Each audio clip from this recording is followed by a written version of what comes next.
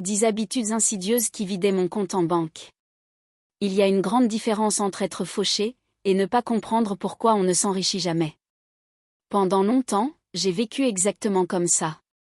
Je travaillais, j'étais payé, et en quelques jours, mon compte était à sec.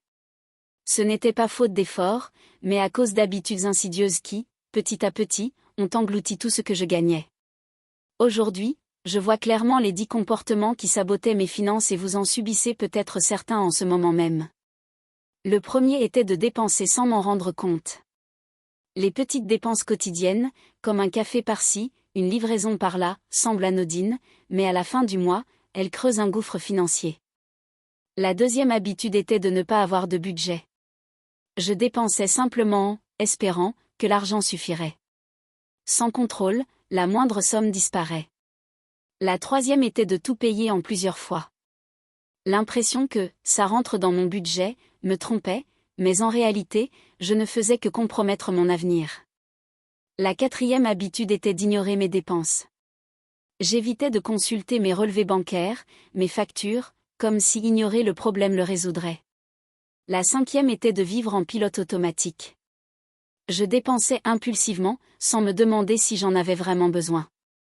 La sixième était de ne pas avoir de fonds d'urgence. Le moindre imprévu se transformait en crise financière. La septième habitude était de comparer ma vie à celle des autres. J'essayais de maintenir un niveau de vie qui n'était pas le mien et cela m'a coûté cher. La huitième était de ne pas investir dans ma formation financière. Je répétais les mêmes erreurs simplement parce que je n'avais jamais appris à faire les choses différemment. La neuvième était de dépendre du crédit facile. Les cartes de crédit et les découverts bancaires semblaient être une solution, mais ils n'ont fait qu'aggraver le problème. Et la dixième, peut-être la plus dangereuse, croire que le problème était de gagner trop peu. Bien sûr, les revenus comptent mais sans maîtrise, même ceux qui gagnent beaucoup finissent par se retrouver sans rien. En réalité, ces habitudes sont silencieuses. Elles n'apparaissent pas d'un coup. Elles vident votre compte petit à petit, jour après jour, jusqu'à ce que vous vous demandiez « Où est passé mon argent ?» La bonne nouvelle, c'est que, tout comme ces habitudes se sont formées, elles peuvent être changées.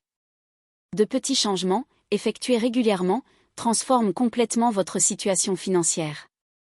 Car au final, il ne s'agit pas seulement d'argent.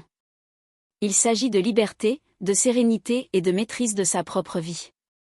Et tout commence lorsque vous décidez de prêter attention à ce qui, jusqu'ici, passait inaperçu.